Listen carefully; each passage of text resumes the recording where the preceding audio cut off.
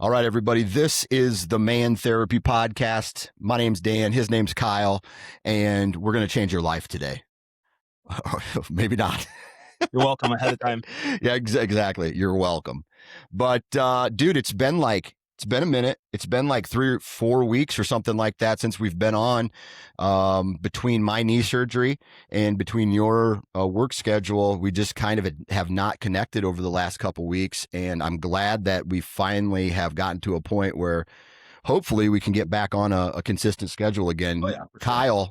Kyle, how has the last month been for you?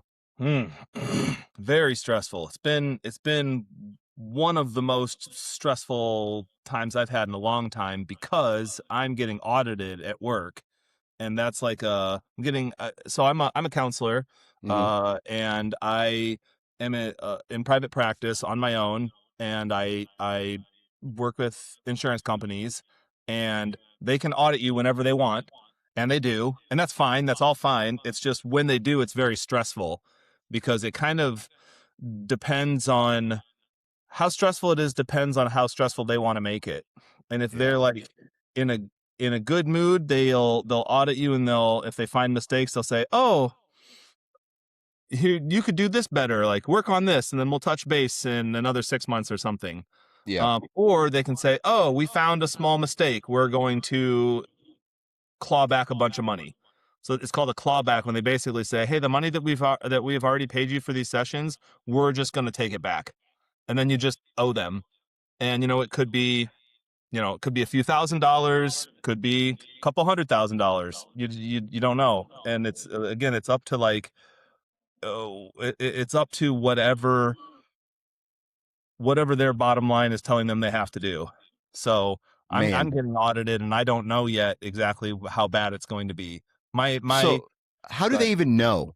Like, is this all they do is look through old documentation saying, Yeah. okay, well, we think as an insurance company that this professional, experienced, educated counselor did something wrong or told this client something wrong, and we don't feel we should Right. have to pay him? Yeah, it's more like, "Hey, we reviewed your documentation, and we don't think that what you did warrants the money that we paid you." Gee, many Or they Christmas. can say, "Hey, there's like some like specific way we want things done, and you didn't do it exactly like that." And so, you know, so we're gonna claw money back. And so, like I Boy, said, listen, sometimes they're not in a bad mood, and they just are like, "Oh, hey, fix this and that." It's like, "Oh, we prefer this format," or, "Oh, we want this worded like this," or whatever. And then you say, "Okay," and you fix it. But if they're not in a good mood, they can say, "Hey, this wasn't in the format that we wanted it to be in. Um, we're just gonna claw the money back." yeah. Or if they think that your charts are like not in good shape, like, so basically they requested 9 specific client notes, like dates of service, um, to prove that I can justify what I charged them, what Mhm. I charged the insurance company, which is good. I mean, I'm fine with all that. I'm fine with having to do things a certain way and having to show that I provided a service that requires the billing that I charged. Like I'm totally fine with that. Yeah. What's scary is if they decide that they want to be super nitpicky, then they can find a problem with anything. I mean, they can go through everything with a fine tooth comb, and like I don't think anybody's records are perfect. Mm. And so we'll see. So I'm gonna, I've just been like making sure all my charts look really good, and I'm sending them in, and then I'll just wait for months to see if they come back. And it's like so these 9 sessions, my easy worst case scenario is that I lose out on like $1,500. They're just like, we're just not Yeah. going to pay you for those. And then my worst case scenario is they look at my charts and they're like, "Oh, this doesn't look good. We're going to do a gigantic audit, and we're going to go through all of your clients, and then we're going to request all the money back that we've ever paid you, and then I'll have to file bankruptcy." So that's what's, and that's definitely my anxiety and me jumping to Yeah. conclusions. I mean, that could happen, but I think the odds of that happening are extremely low. Yeah. But I also know that It happens. it does happen, and it's scary. And a thing that a thing that I've done since I started private practice that I need to stop doing is I'm on all these like Facebook groups of therapists, and all they do is like everybody dumps all of their worst case scenarios. So it's like all these Oh therapists from yeah. across the whole country, and they'll be like, Yeah. "Oh, this insurance company is doing this to me right now," and then I'm like, "Oh God," and then somebody else will be like, "Oh, this insurance company is doing this to me," and I'm like, "Oh God," and like Yeah. none of those insurance companies are necessarily even companies that I work with, but just I do know that any company can do that stuff at any time. So it's Yeah. just been extremely nerve-wracking for me. Yeah, man. Man, in theory, insurance companies sound great, right? Like for, that issue that my wife had with her stint in the intensive care unit and then me with my knee surgery, right? It like paying that out of pocket would have been crippling Yeah, financially, yeah, right? right. But then as a business owner, having to like worry about like I just feel like that is something that should be addressed at the very beginning or there's stipulations on not the person providing the service per se but like the person who is using the insurance like it should be hey listen we need an insurance like you should be approved or not approved by the Yeah, insurance company and yeah, then your client goes okay well I can or I cannot use you if I'm going to use you like it's going to be out of pocket, right? So yeah, that's how it should be. yep. But and then and then they feel like they have the right to come in and tell you what you did wrong as a professional. Like to me, just doesn't make a lot of sense. Oh yeah. I mean, I get it. It's a double-edged sword. Like if you think about, like if you go to a doctor at like in a walk-in clinic, and if that doctor gets paid more for the more he does for you, and he's like, oh hey, I think you need this test, and oh we'd better test for this, Hmm. and maybe you don't really need that, but he's going to make a lot more money for every test he gives you, then the insurance company might flag that or in just a random audit say, hey, we're going to audit all your documentation. And Yeah, then they'll look at that and be like, whoa, so Dan came in with like a sore throat and you tested him for rheumatoid arthritis? Like, yeah, we shouldn't have had to pay you for that. yeah, So like it's to keep providers honest. It's just really, really stressful for honest providers to have to go through that process. And, yeah, and I probably shouldn't be as stressed as I am. It's just a scary thing. Like I know that my documentation's fine. I know it's yeah. going to hold up. I also know that like if they if they are really motivated, they could find a problem With anywhere. whatever they want. Yeah. So Yeah, so we'll see. I hope that it doesn't turn in anything big. It's funny because like I've said, my brain has gone to worst case scenario. I'm like, well, if they claw back $300,000, then I'll just declare bankruptcy and I'll go get a job doing landscaping and yeah. snow removal and Yep, driving a yep. cement truck or whatever. I'll just do whatever I have to do. OnlyFans, Yeah, right? dude. Oh That's yeah. Well, my own. Luckily, that's one thing I have going for me is my OnlyFans is already booming. I've got good feet. you got great feet, I've dude. got Yeah. good feet. Feetfinder.com, Yeah. right? Yeah. Well, yeah, it's funny because everybody thinks guys can't do feet, but you just don't tell anybody you're a guy. I That's got the all these secret, guys looking at my nice feet thinking they're ladies' feet. dude. I just don't put anything in the screen for scale. They can't tell it's a couple of size 13s. Shave your toes, you know? Man, I look at my feet right now and I go, dude, those are dude feet. Like, there's no way people could mistake my feet for women's feet. Like, Yeah. that's dude feet right there. Yeah. Hair on the toes and on the top of the foot and all that Oh yeah. shit. Yeah. Yeah. Yeah. Yep. Yep. Other than that, other than being audited by an insurance company, what else you got going on? Yeah. So yeah, I really like that question because it helps me zoom out. And that's a thing I've been trying to do because it's been so stressful. Other than that, everything else is really pretty fine. Hmm. You know, Yeah. kids are doing great and wife's happy. My wife went to the Florida Keys to watch my stepdaughter perform. She's a country music singer and she's Yep. doing big things. And so she was in a songwriters festival down there. So my wife got to take a trip with her sisters, which she's never done before. So Yeah. she's got two half sisters and a full sister, and like those four have never done anything together. So that was really, really neat for her to be able to do that. That was over her birthday too. So I'm just really happy for her to get a really cool trip like that because Yeah. she's usually pretty stressed out. So it's neat that she got to do something fun. Well, that's awesome, dude. One Yeah. thing, like, I'm gonna be real with you here for a second, okay? And Okay. I please don't take this the wrong way, but how old is your stepdaughter? 22. 22. Okay. So your stepdaughter is has extreme talent, right? She's really good. Yeah. But that's paired with also being very attractive, right? So whether you can comment as a stepdad on that or not, right? Right. You She's do it. pretty. Yeah, she's pretty. Do you or your wife ever worry about her being taken advantage of by the quote unquote industry, like using her and then like pushing her to the side and shit like that? Oh yeah, definitely. Yeah. Yeah, Yeah. I think that's always on our minds. yeah, I would guess that's always on any parent's mind. yeah, You hear bad stories about people being taken advantage of and being put in compromising situations and shitty yeah, power dynamics and stuff. yeah, Yeah, that's always scary for sure. I'm sure my wife worries about it more than I do, but I definitely right. worry about it too. Yeah. Um, Did you I guys go ahead. I was just going to ask, did you guys, when she started this journey, did you guys give her any type of like warnings or like sit her down and just be like, hey, listen, we are so happy for you, but here's some things you need to kind of watch out for?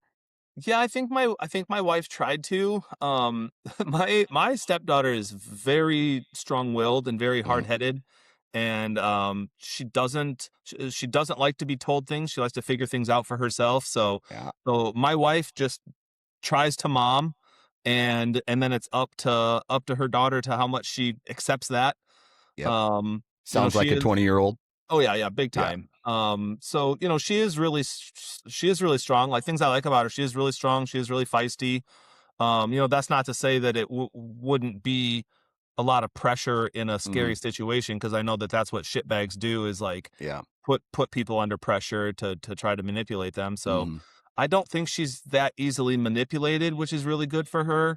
A thing that my wife has done on purpose that I really respect is she's tried really hard to kind of get to know the people that her daughter's working with, Hmm. and she's shown up to recording sessions and she's met all the people, and so she's trying to have relationships with people and kind of suss out who feels safe and who doesn't, Yeah.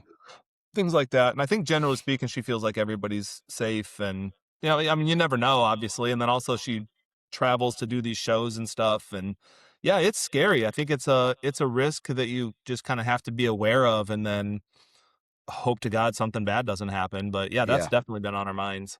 Yeah. And I'll tell you this, man, it's like I am very blunt, especially with my daughter, right? Yeah, You have to you have to parent different between boys and girls. yeah, But my daughter is 13 now. She's a teenager, right? She's growing up physically and mentally, right? uh-huh. And she is also from a mental capacity aware of things now that Mm, younger people just aren't, right? yeah, And it's a whole bunch of like people's body language and people's emotions and people like things right. that aren't necessarily like I am mad or I am angry, right? You can look Yeah. at a person and kind of judge based off of their movements and stuff. She's aware of that stuff right now. And Yeah. man, I don't know why I feel like I have to do it this way, but with her, Mhm. I am just extremely blunt with her. Yeah. Like Yeah. like when it comes to boys, like Yeah. she's a teenager now, right? So I have to tell her like, like and this is how I was when I was a boy, roughly her age or older. Yeah. And I'm just like straight up, dude, like, man, you have no idea about any of these boys because their head is so clouded with physical attraction and wanting to touch you and wanting to, like Hmm. get in Yeah. your pants Yeah. that, oh, dad, don't talk like that. That's gross. I'm like, that's the truth because I was like that. Yeah. Right.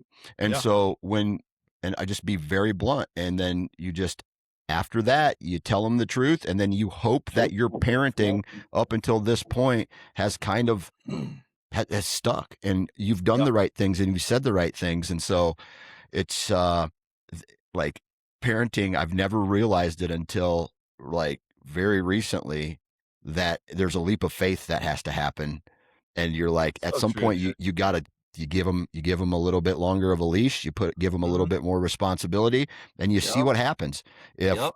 If they mess it up, yank them back in. If they do good and they prove themselves, you give them a little bit more rope and a little bit more rope. So Yeah. I don't No, know. I totally agree. I like your philosophy a lot. I really like the idea of the father, both parents were just Hmm. but we're dads, so the father being like really straightforward and direct with their Yeah, kids, because like that's a benefit of having a father in the home, yeah, is being able to share that perspective directly and in a real way. And yeah. I decided a long time ago, like I want to educate my kids before some other dumbass 13 year 100%. old does.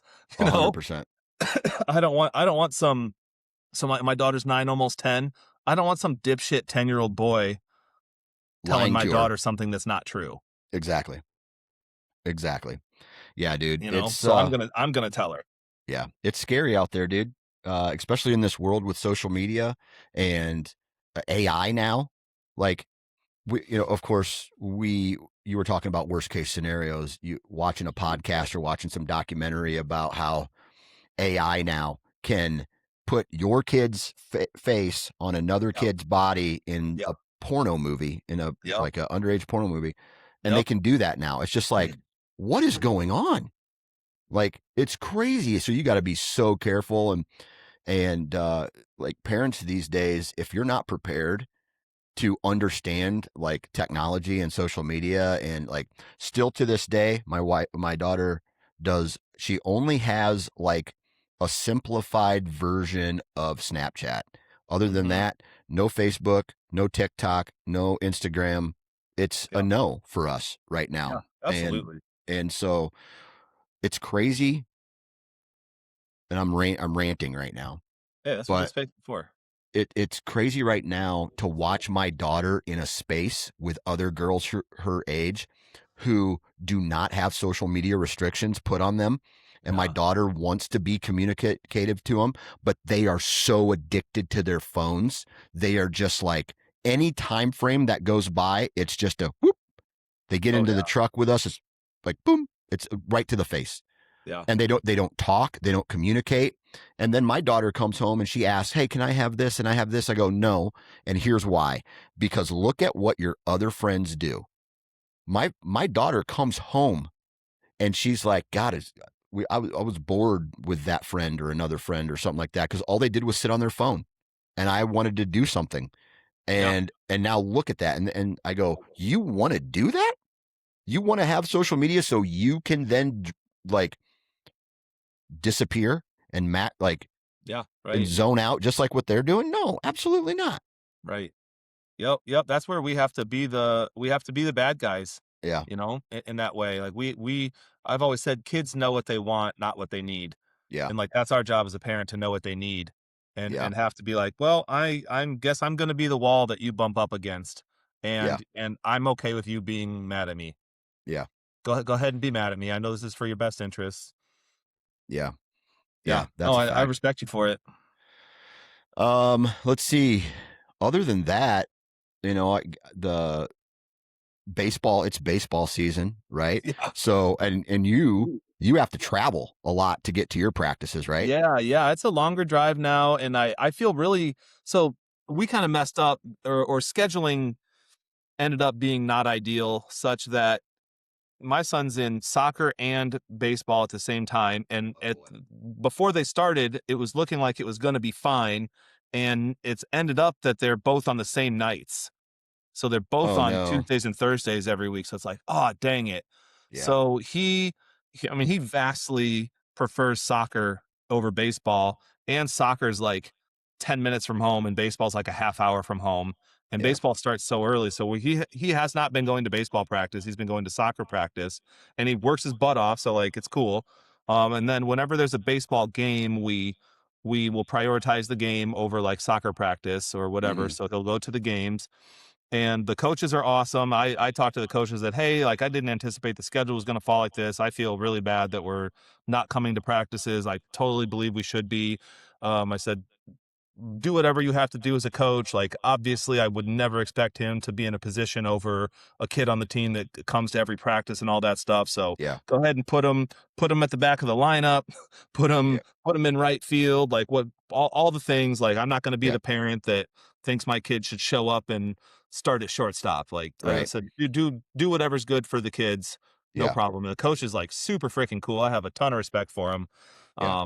I'm happy that my son gets to play with him, but it just it goes against my values to not be going to practice. Oh, I Yeah. just don't. I'm not happy how that worked out. But Yeah. he is going to soccer practice and he loves it and he's working his butt off. And I really like the coaches there. And he's got um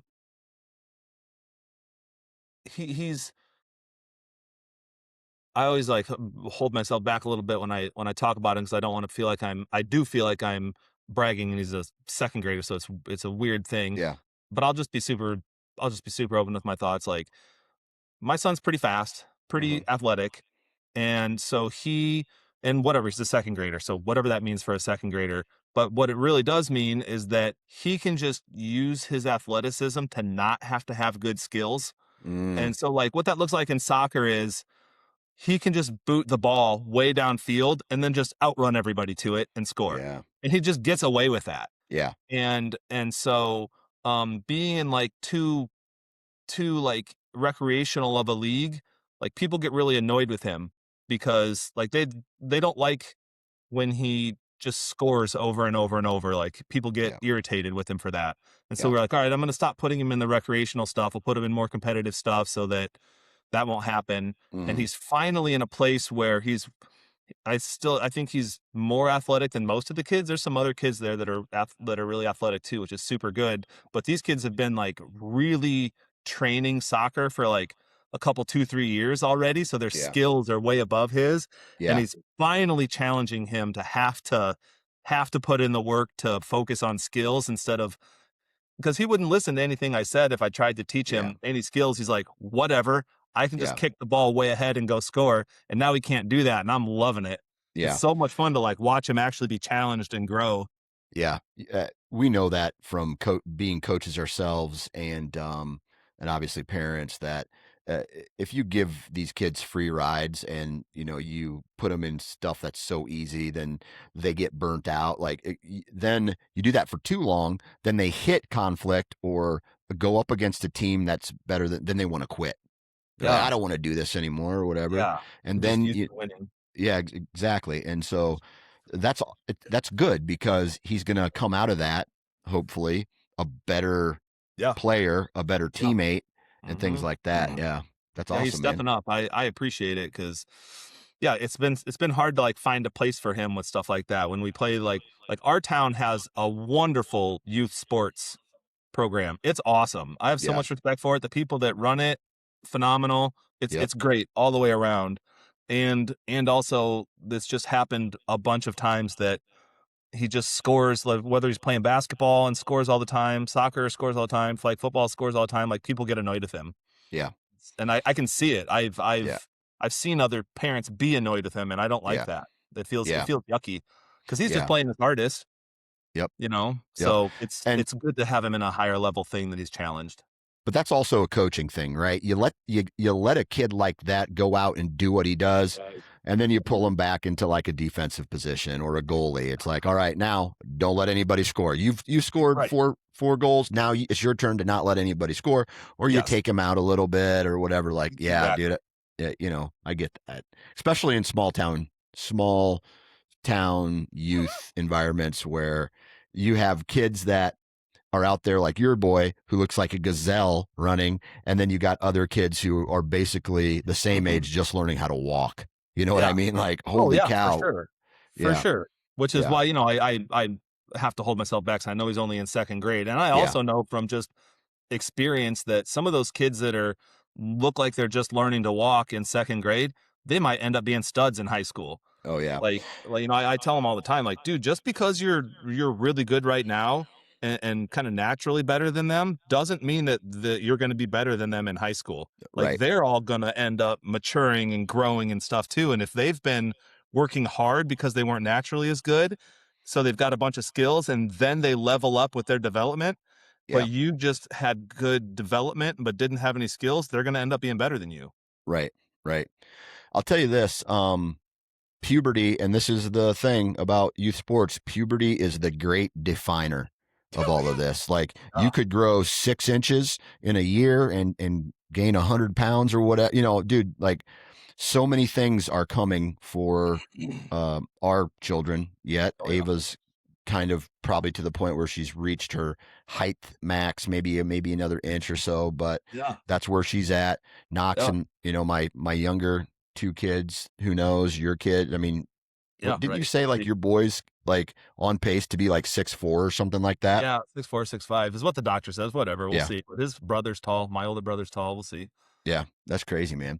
Here's something to talk about as far as like coaching and being a dad, right? So my oldest boy, I had coached every single football snap, every single pitch, every single at bat, every sport he's ever been in, and I've been the coach on those teams. Mm-hmm. And this past fall, he joined a different team, baseball team, and it was the first time I have never, I didn't coach him. Okay. Yeah. And I'll be honest, it was hard for me Oh to yeah. not be his coach. Oh yeah. And the reason it was hard for me, I feel like, is because I felt like he needed additional attention because of his mind not being like mature yet. Like he just seemed to be developing physically, maybe not physically, but definitely mentally slower than other people, which means like his grasp of baseball or the game just did not catch up to him. Right. And then me really being worried about that. Like, oh, dude, he's on a team. I'm not there to just like micromanage his moves and shit like that. And I will say this, that as far as he's concerned, he has come up and has done a spectacular job at being it. And I think part of that is me not being his coach. Yeah. And so, although initially it was hard, I think for him, he's just going to be a better baseball. I'll just use baseball because that's his favorite sport. A baseball player without me and just being a dad who cheers for him other than telling him what he should and shouldn't do. Like I still am going to take him to the batting cage. I'm still going to hit grounders to him and pop flies and catch him when he pitches, like to prepare for the games. But like outside of that, it was hard at first, but you get to see it and then you're like, okay, that was the right move. Yeah. Yeah. Yeah. Yeah. I like that. That's a mature way to look at it. Yeah. That you don't have to micromanage, and it's also good for them to learn from someone else. Also, it's sometimes they give themselves permission to be freer Relax. Yes. when relax more when dad's not around and try things they wouldn't try. And they're less, it's not taking up any headspace thinking that dad's watching and all of that. Yeah, absolutely. Yeah. And so now I'm just a fan from the stands, dude, and it's pretty cool. I still coach my youngest son's team, and that's fine. It's a whole new, like, it's funny. Going from 11U baseball right back down to 8U baseball has been a challenge for me because there's the joking around, nobody takes anything serious, a lot of touching, a lot of dirt throwing, a lot of like all of that shit. And I'm just like, I'm having to breathe and just ignore all of it and just like, dude, okay. I know. Isn't it funny? The dugout is like a freaking monkey exhibit at the zoo. Oh yeah. Almost literally. I mean, they are just climbing and sounds and just goofing up. It's nuts, dude. And so they're not even watching the game. It's like, how are you guys not watching the game? They're just not. They're screwing off. Nope. And then you're trying to tell them something like, like they're sad that they struck out, but three of their swings were at balls that were literally 2 feet above their head, and you're crying like, "Hey, buddy, I get it, but maybe we shouldn't swing at balls that could hit airplanes." Like let's. Oh my god, I know. So. It's so funny. But I'm glad I went through that already because it's made me just not care to be honest with you. And I'm just there to make sure kids have their bats and helmets. Like, like walking Yes. to the plate with their helmet on. Like that's a win, Yeah. So Amen. Yeah, for sure, for sure. I yeah. was I drove myself too crazy, like taking on the role of the dugout dad when I was Yeah. coaching when my son was, it was two seasons ago, and Yeah. they were all just being monkeys. I'm like, guys, come on, focus, cheer your teammates on, and Yeah. I was like walking upriver, like Yeah. I was fighting the current, dude. Like, and I should have just been like, yep, you got your helmet, you got your bat, you're set. Yeah. Obviously they shouldn't be yelling or be destructive, but like, no, I learned an important lesson there too. That just Hmm. I could redirect all I wanted to, and it wasn't gonna work. Yeah. They just need Yeah. to have a bunch of fun. Yep. So there's that, right? Yeah. Any other milestones or Well, I'm interested to hear about your daughter's wrestling. yeah. Yeah, man, I'll tell you this. So she back in March, we've already talked about this. She won the folk style state championship at her weight. Okay. Hmm. Now she this past weekend she wrestled in freestyle. So for those of you who don't know anything about wrestling, there's different styles of it. There's folk style, which is what they wrestle in high school and college. And then there's freestyle, which girls wrestle in college. And then that's also like the international Olympic style. And then Greco, which is also international. So anyway, there's three different styles.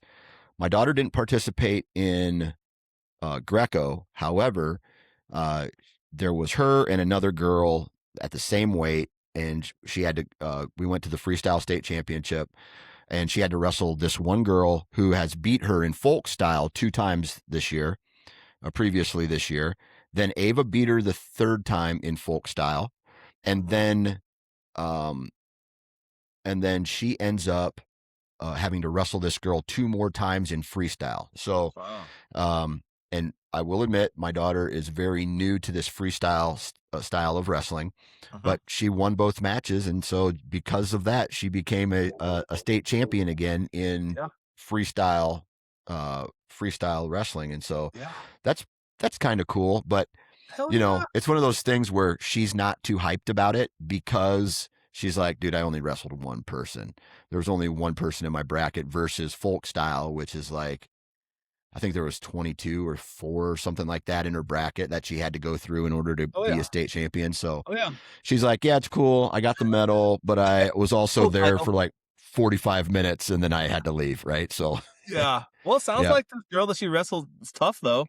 Yeah. I mean, she put up a good fight. Right. My daughter just has a couple of things that she's better at than that particular girl, and that girl is a hammer at times. Like she's great on bottom, but we folk style exposes some of that because of the change of the style and the rules and how it like Uh-huh. once you're on bottom, you can't try and stand up and escape. Mm. You have to let the person try to turn you. You can defend by putting your hands out, but Yeah. you can't like try to stand up, right? Wow. So Yeah. it's a unique style and a different style, and my daughter's still learning that, and she's got a tournament. I'll tell you this: wrestling is an awesome sport, but there's a complexity to it, and that complexity is the weight. All right, Mhm. especially if you.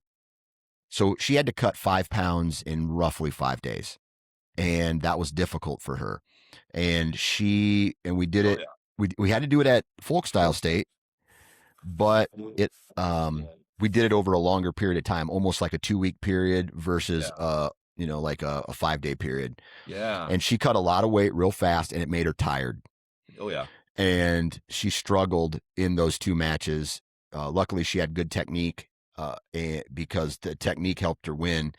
But she's like, dude, I don't want to cut weight anymore because of, and I agree. At some point you got to let a kid wrestle at their natural Yeah. weight. However, natural weights don't always add up to weight classes or brackets. So Yeah. there's a little bit of that has to be defined or whatever. So the issue becomes is my daughter promised a dual team that she was going to have to, like, hey, I can you make this weight for this tournament? And my daughter was like, yes, I want to do it.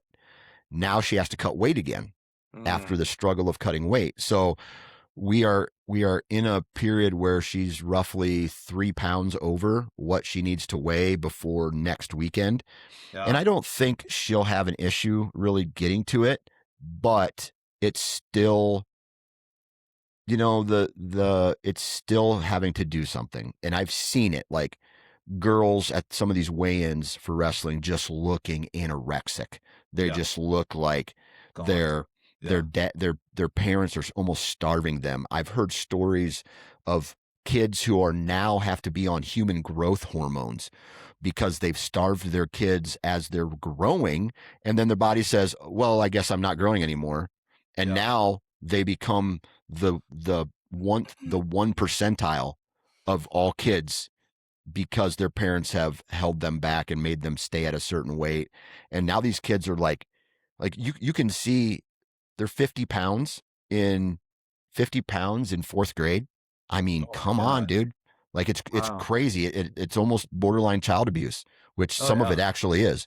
Yeah. And so then, and I don't know. And so it scares me, and it definitely scares my wife, right? Because women have this, I don't know what the word is I'm looking for, but when it comes to weight, right? Yeah. They look Stigma. at a scale and they don't look at, like, for example, my wife, like physically fit, Yeah. ripped, Yeah. muscle.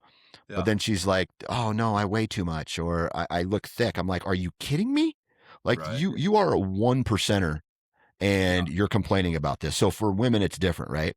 Yeah. Um, and so we're trying to figure out how to balance that at this moment Mm, with a mm, growing girl and not doing it, cuz I mean at that age there's a lot of girls who are cutting weight and then they lose their periods, which is yeah. unnatural, Yeah. right? So it's just learning and trying to balance it and doing what is right for the girl and or well for the person, for the individual, Yeah. and Right. then moving forward.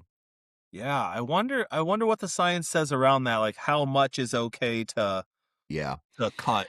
Yeah, and it's always being looked at, and it's always being, so the state of Iowa is really good at a certain amount of time before the season starts, you have to weigh in, Mm-hmm. and then they do a body fat test too.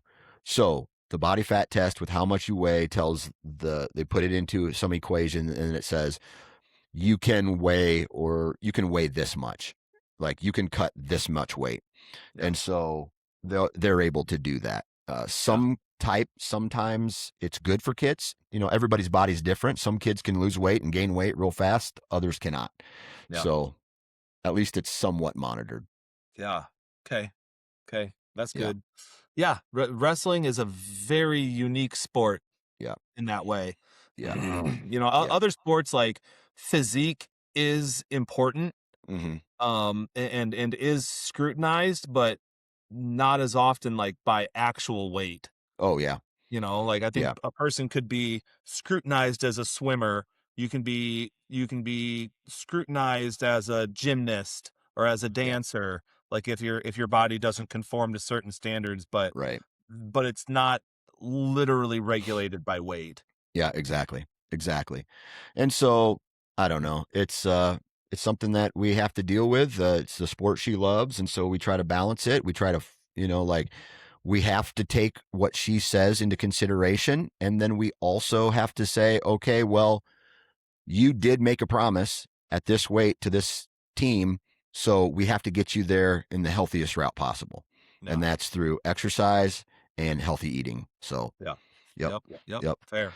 So Wow. other than that, that's it as far as sports are concerned. Mm. We do have a. I'll bring this up. My wife and I on Monday will hit 365 days of no alcohol, and so it is. It is now thinking about going that long without alcohol. I can even remember like a handful of months ago, like just seeing someone drinking a cold frosty mug beer and being like, dude, that looks really good right now. But then having the foresight to look at it and go, I don't just drink one of those. Yeah, right? right. I drink 2 or 3 of those. Yeah, And then I stop at the store on the way home and I pick up a bottle of bourbon. yeah, And then at night I drink 2 glasses of bourbon. And so instead of that one beer that I say to myself, "Oh, dude, I'll just drink one beer. Hey, yeah, one more won't hurt." I have the foresight now to just kind of tell the future on myself and just be like, dude, it's one beer. It's just one beer at a time, yeah, right? yeah, It's not one beer a day and things like yeah. that. So, Beer and then the and next beer. yeah, exactly. And so that's what I was doing for the longest period of time. And I will Mhm, say this, dude, I think I sleep better. mhm. I think I have less inflammation in my body. Yep. I think that I'm a better parent because, you know, my, you know, despite my knee surgery right now, I'm pretty laid up. I can still play catch, but I'm not as mobile as what I used to be, Yeah. um, as of right now. But that'll eventually go away as I start to heal. But back when I was even having one beer, I'd sit on the couch and drink one beer, and my kids would be like, "Hey, Dad, let's go play catch." I'm like, "Oh, I'm tired. Don't want to do it." Yeah, Right? Just right. something as simple as that. Yeah, And now I don't have that excuse to do yeah, that anymore. yeah. And so I'm really I am really looking forward to seeing what the conversation is like between me and my wife of what alcohol and what role it plays in our life after this 1 year of Uh-huh, sobriety with of mhm. no alcohol. Yeah, oh, And so absolutely. yeah. Did you guys say you were only gonna go a year and then reassess, or did you just say, "Hey, we're done," and I now f- it's like now a year's coming up, and so that's just a I don't milestone? know. I don't know if that conversation ever happened, to be honest with you. Mhm, For me, it was just like, I need to do it. I want to support my wife because she wants to do it. mhm. And so, I don't know what's going to happen after this. Yeah. There's a big part of me that hopes we just stay on the train, Oh, right? yeah. And we Yeah, we we just keep going because I think this is what's possibly best for us, yeah. mentally and physically. So, um, it's crazy how and my wife went through a stage where she was listening to a lot of sobriety podcasts Oh, and they were talking about all the different things of, like alcoholics. And don't get me wrong, we were drinking a lot, but some of what these people were doing blows my mind. Like, you were hammered drunk at the bus stop with your kids, and then you went to Target and you rear-ended a semi truck. Like yeah, and then you were started taking pills and all this shit, and it just got way out of hand. And like yeah. drinking rubbing alcohol, and I'm like, holy shit, Oh, we wow. never got that bad, right? We Right. weren't drinking rubbing rubbing alcohol martinis or any shit or anything like that. But you Right. start to hear people like that, and then you're like, dude, we're not that far from that though. You know what I mean? And so Yeah, like I think it's good for us to stay on the course that we're at, and maybe you just kind of go year by year or whatever the case is, and you say to yourself, well, I am healthier now and I'm living a better life, and alcohol doesn't have that grasp on me that it used to. mhm. And so I but it's crazy, like listening to those podcasts and going out in social scenarios now where I can remember one of the first big events that I went to was a fireworks party on the 4th of July. And we were drinking non-alcoholic beers. Yeah, And I bet you I drank 10 non-alcoholic beers that night yeah. just because I needed something in my hand to hold Oh, yeah. Oh, yeah. while I was there. And, I felt the sodium the next day, the amount Yeah, of sodium that was in it. But yeah. then as you start to go into these other events, the longer you get into it, it's like the only reason people drink is because they need to hold something. Or Mhm. like I even went through a period where I was just holding and drinking water and just like overhydrating myself and like Yeah, drinking 8 right. cups of water just because I need it. And now I don't even need to do that anymore. Yeah, Right. So yeah, it's crazy. I don't know. It's just a unique experience that I'm glad I'm like, I don't see myself drinking any alcohol between now and Monday, but yeah. crazier things have happened, and I'm kind of looking forward to that milestone, to be Oh, honest with dude, you. I'm pumped for you. That's super cool. Yeah. I heard somebody say that there's a there's a cure for alcoholism, but it only works one day at a time. Yeah. You know, just don't drink today. Yeah. Just don't Yep. drink today. Yep. And it's weird. It's weird to kind of go, I've never really admitted that what I was doing was being an alcoholic, because I never felt like I was an alcoholic. Mm-hmm. But I was, because I would wake up the next morning, maybe it'd be slow, but not major hangovers, and I would go about my day, right? I would just be slow in the morning, slam coffee, and and then you kind of come out of it in the mid morning, and you go about your day, and then you start it all over again. But that's exactly what that that's the description of it, right? So, Yeah. and so I'm glad, I'm glad that we did what we did, man. It feels good. It feels good. Yeah. How do you think your life would be different right now if you didn't stop?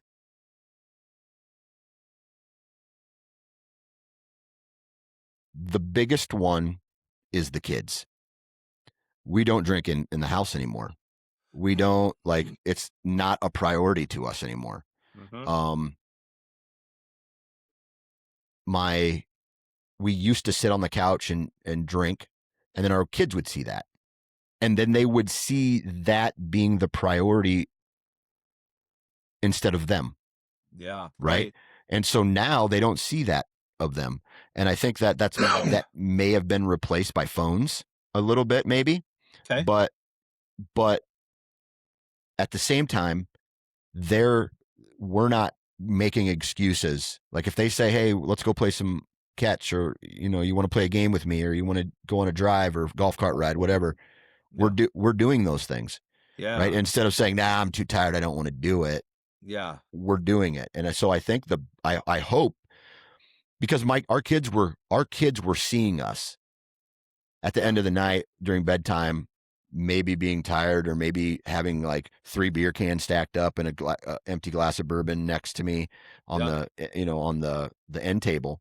Yeah. And so I'm hoping that the biggest change is that the kids aren't seeing us like fall Uh-huh. asleep on the couch, Uh-huh. or like or looking and saying, well, you don't need to have alcohol, you don't Yeah. need to have it in these situations. Right. so Absolutely. It's so also it's cool that you're honest about, like, you're probably on your phone more now, or it's kind yeah. of been replaced by the phone. And also, you're like, once you've drank a beer or a glass of bourbon, you can't undrink it. And the effects are like, once you've had that glass of bourbon, now you are going to be under the effects of that glass of bourbon Yep. until it wears off. Yep. Whereas on your phone, if you're like, maybe you're zoning out on your phone and your kid's like, "Hey dad, want to go play catch?" You can kind of snap out of being on your phone and be like, Yeah. "Hell yeah, bud, let's go play catch." But if Yeah. you've had 2 glasses of bourbon and your kid's like, "Hey, let's go play catch," you're not just like snapping out of that. You Yeah. can't Right. undo it. You can't Yeah. put down the effects of the alcohol you've already drank like you 100%. can put down your phone. Yeah. 100%. 100%. So I will say this though. Noticed how I said not like no alcohol. I've been alcohol free. Mhm. However, I haven't been 100% sober in that time frame, because not a lot. I don't do it a ton. I went a long period of time without it, but then I would take some THC gummies, Yeah. Yeah. right? So I'm trying to figure out if I want to get rid of that too. Hmm. And I don't know why. Like, I'm getting to a point now where you kind of realize, like, I'm on blood pressure medication. I'm 45 years old. I've been on blood pressure medication for like 4 years now. Um, I probably need to change my diet, a little bit more. I've lost almost 20 pounds from this knee surgery. Oh, wow. It's I was crazy. wondering. Yeah. And so a little bit before and during this process, and then even throughout this past year, or this past 365 days, I've dabbled in some THC.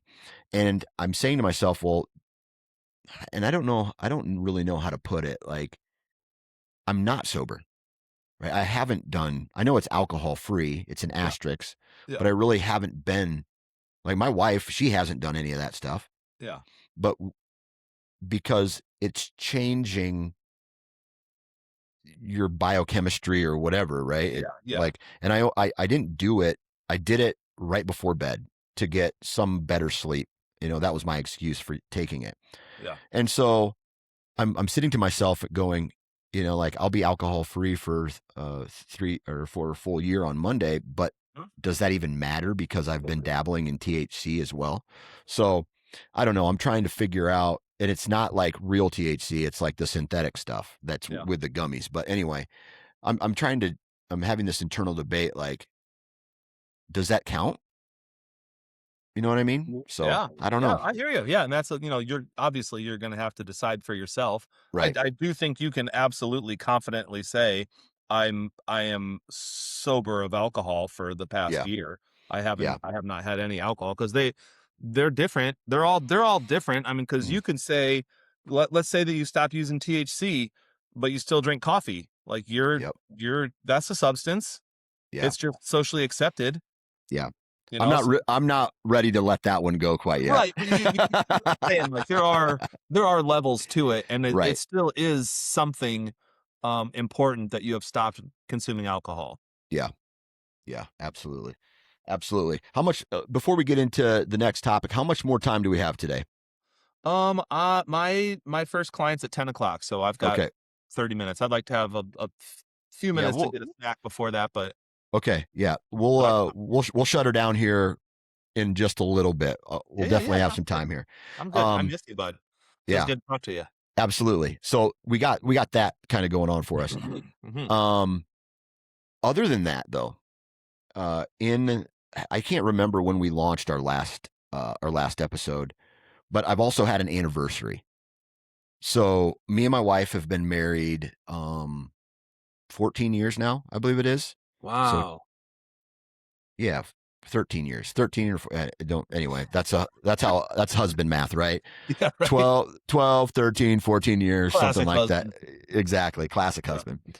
Let me ask you this question.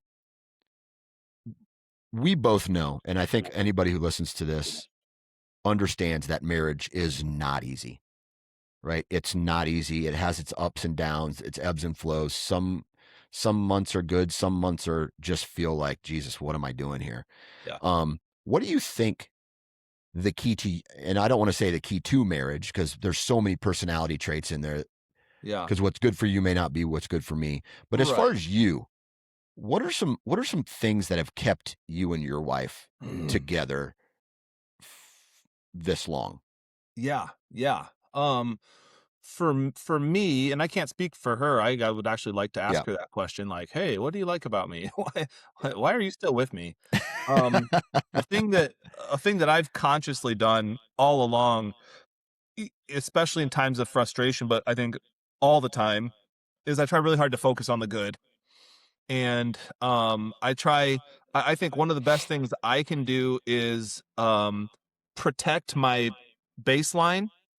And what I mean by that is, like, I don't want to delve into like negative thoughts about her and Yeah. irritated thoughts and start focusing on what I don't like and what she's doing wrong and stuff. Like, I actually want to, like, really, really hardcore fight for my positive perception of her and protect that.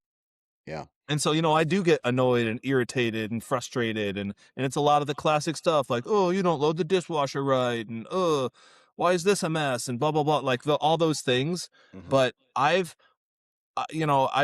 struggled like everybody else does, like anybody would, with somebody that you live with and share your life with, about getting irritated about things and being upset and, "Oh, I wish this were different, and I wish this were like this." And I always come back to, Kyle, you chose her and you want this to work. And so Yeah. since I want this to work, and I really do want this to work, I will humble myself in such a way that's like, dude, let that go in service of having a good relationship. And that doesn't mean that I don't speak up for my wants and needs, because I do, but the one thing I can't, there's lots of things I can't let myself do. One thing I can't let myself do is develop a negative perception of her and then keep it. Yeah. That's going to be really bad. To me, that's going to be poison Poison. Yeah. poison forever, and I can't do it because like I do think it's kind of the nature of things. Even like I have friends that I've had since kindergarten. I think if I spent too much time with them, I would get irritated with them. Yeah. And there's nothing wrong with them. I love them to death. I think it's kind of the nature of sharing your life with somebody is you end up getting irritated, and then we can take things personally, and we can think like, man, they're not meeting my needs and all these things. And we might have a point, but also I really think that negativity can just be poison. So I think it's for me, um, I really guard my perception of my wife. And I can notice irritations, Hmm. but I don't want to go too deep into it Yeah. because if I do, then I can start to resent her, and then I'll pull away a little bit and be a little cold, Yeah. and then that sucks. And like I don't need my marriage to like die from within. I don't Yeah. need that. Like I have to keep it I have to keep it alive and well. And that's me being responsible for my thoughts and not just letting my thoughts go wherever they happen to go. So if Yeah. I'll catch myself being negative sometimes, and I'll be like, dude, what are you doing? Yeah. Like that's not worth it. Yeah. Absolutely. Absolutely. That resentment buzzword, that's a big one, dude. That Mhm. is, that one is the poison in a marriage, right? You Oh yeah. start getting into, well, you're not providing me this. Well, you're not providing me this. Well, you're not doing this. Well, you're not doing this. Uh-huh. And what happens is that one little negative thing takes up so much space in your head, it Yeah. is clouding all the other good things about that person, Yeah. right? And so, like, it was, it, like, I'll be completely honest, man. Over the course of the last month, I've had to have a sit down with my wife and we had to talk some shit out. Like, Yeah. like, I feel this, I know you feel this, and like have some really uncomfortable situations, Oh yeah. or conversations. But if you don't do that, the opposite of that scenario is the poisonous, Uh-huh. like, toxic, like pool of mud that just kind of grows and it continues to grow and it continues to grow until that one, the straw that breaks the camel's back, like Yeah. the dishwasher being packed incorrectly causes Right. a divorce. You know what Right. I mean? Oh yeah. So it's crazy. Like, I think obviously all the buzzwords like communication, that's a big one. Yeah. But for me, I've had to learn to not necessarily ignore her at certain times, but just let her go. She's mad and she's venting and going to do something. I just let her go.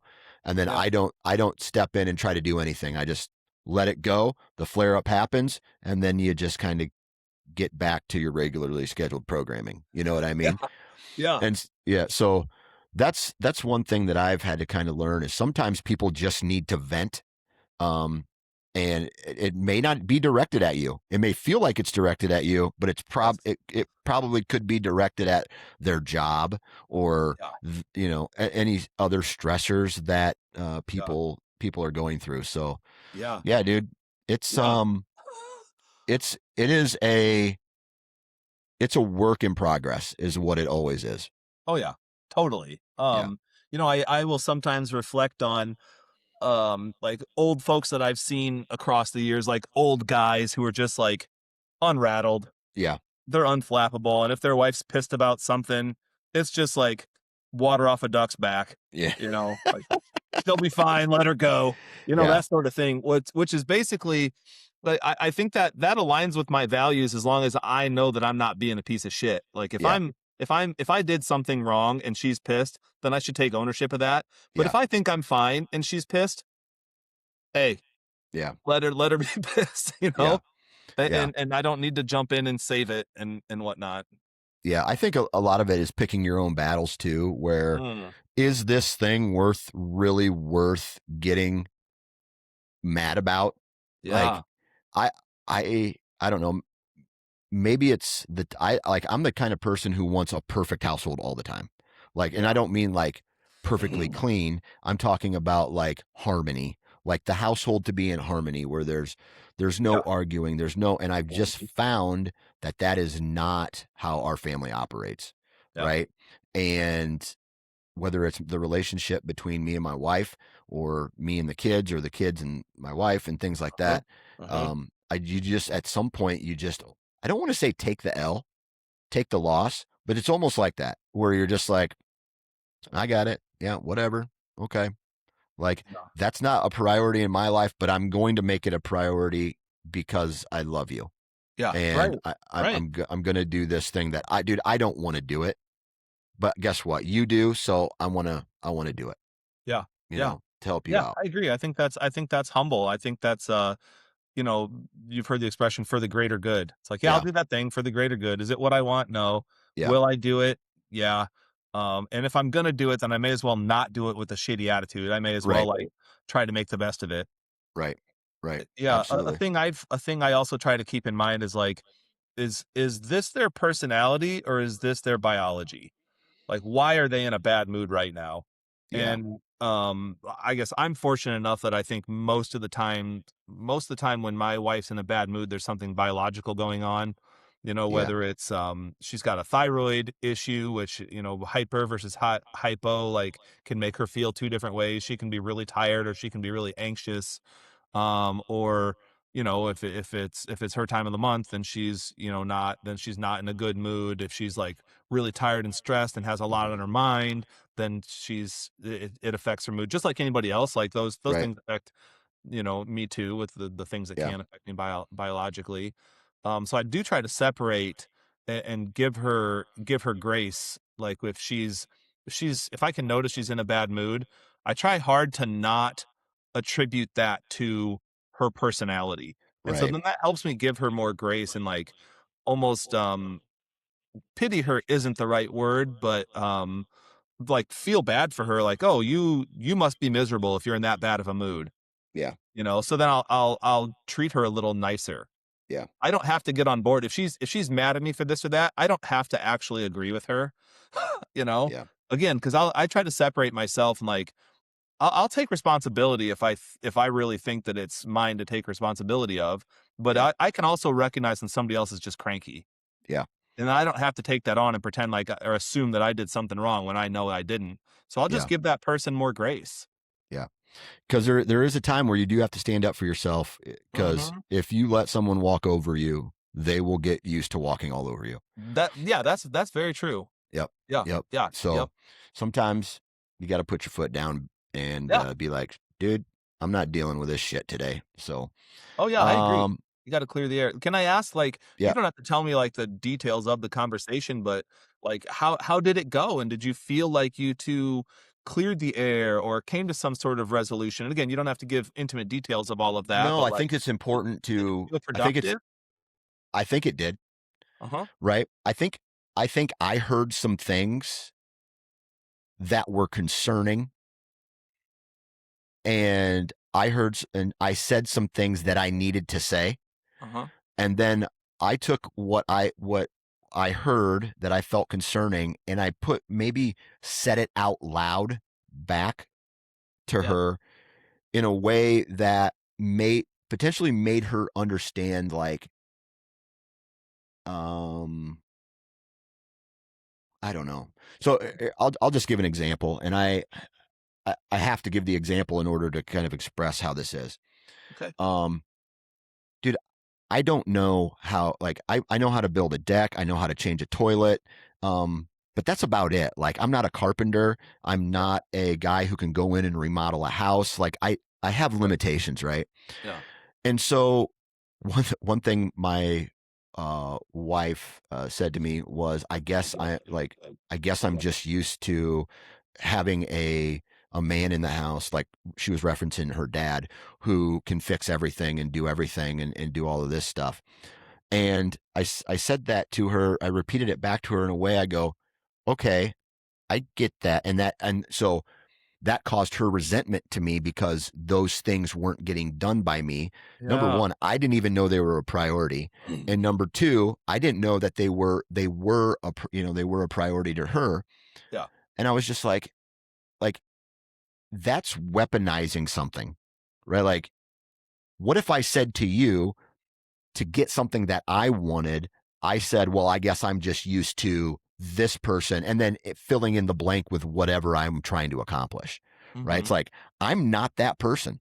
I'm Yeah. not that person. I've Yeah. never been that person.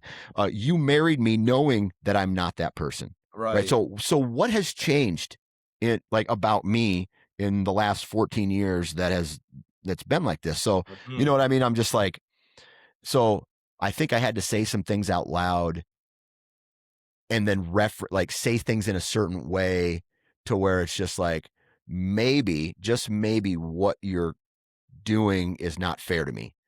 Or Mhm. maybe, like, what are some, and I just had to ask some of the blunt questions, like, what is it that is frustrating, like, in a given day? What is it that frustrates you the most?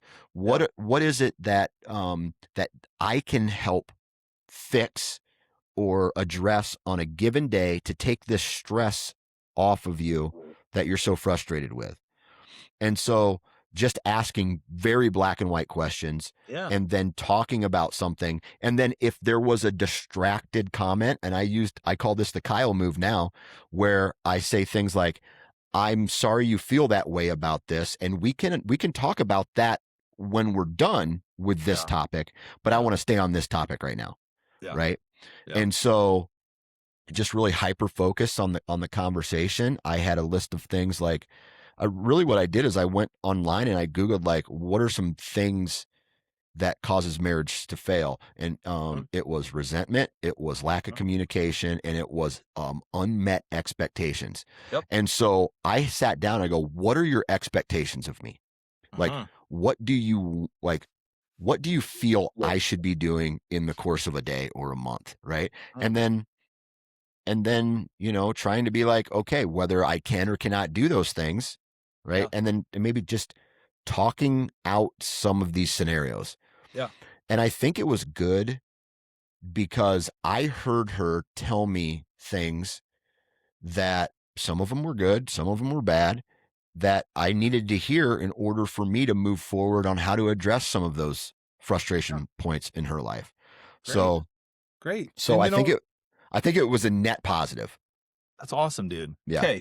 So, I really appreciate that we are having this conversation on a Hmm. podcast, recording it. Yep. I think this is really helpful and important for other guys to hear.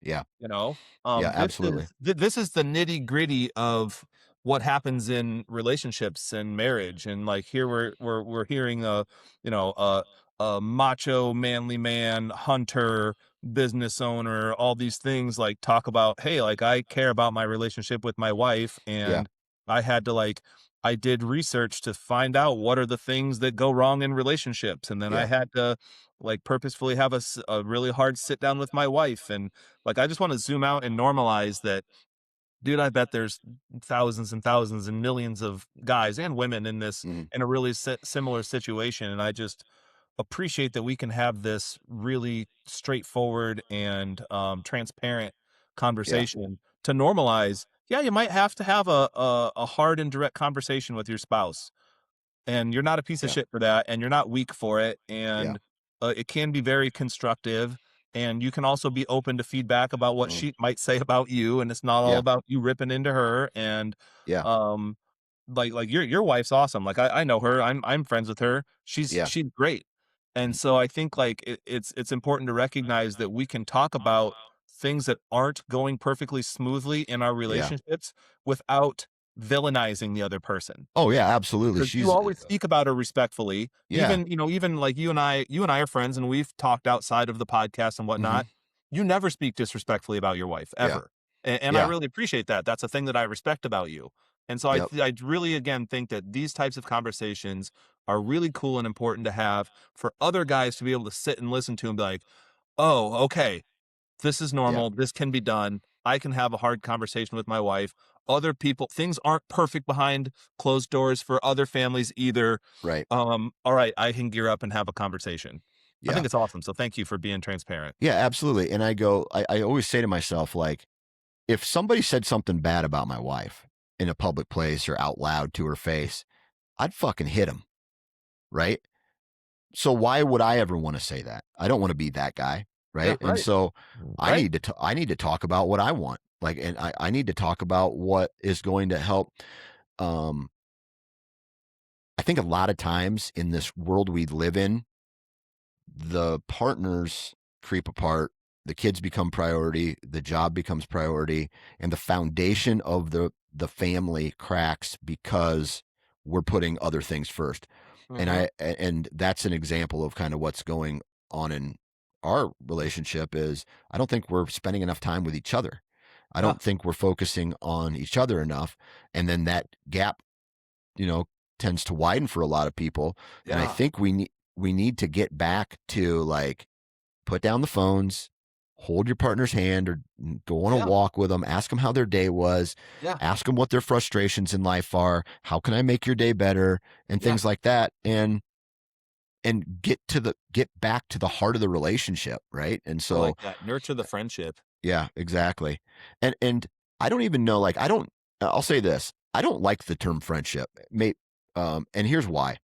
If I want a friendship, I'll go get a friend or I'll go Right, hang out with my buddy, right, right? I didn't marry her for a friend. I married her because I want her to be my wife, right. right?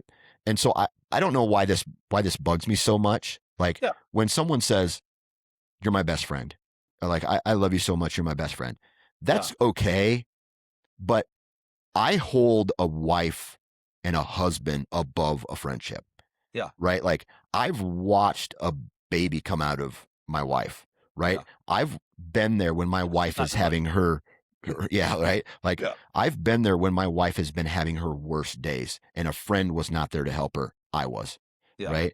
I right. and in my worst days too, right? Yeah, Where I needed a trip to the ER or I needed someone to really pick up and help and she's been there, yeah, right?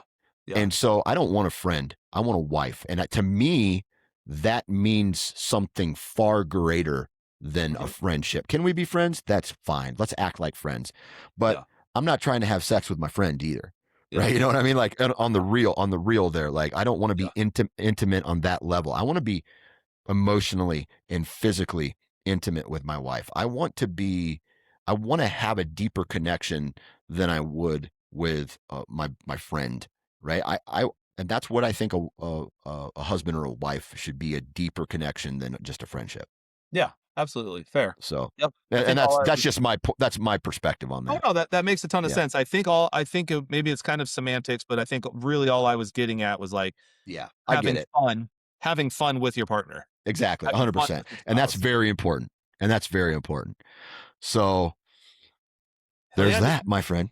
Good. No, I appreciate that. Thank you for that update. Yeah, I think it's nice when we can have moments like that because I think anytime I've heard like if I'm ever struggling with something and I hear somebody lay something out in a really raw and truthful way, Yeah. it's always been helpful to me. Yeah, absolutely. Absolutely. Well, Kyle, you got to get somewhere. I got to get somewhere. This has been a great conversation. I'm so glad that we've been able to get back on the horse. Hopefully next week is the same. Yep, yep, I'm And good. good. And other than that, if you're listening to this podcast on Spotify or iTunes, wherever you download or listen to the Man Therapy podcast, subscribe to it. Give us a 5-star review. Let everybody know that these are helpful conversations. Also, we put this stuff on YouTube as well, so go check that out. Good vibes, everybody. Kyle, good vibes to you and your family, and we'll talk to you next week.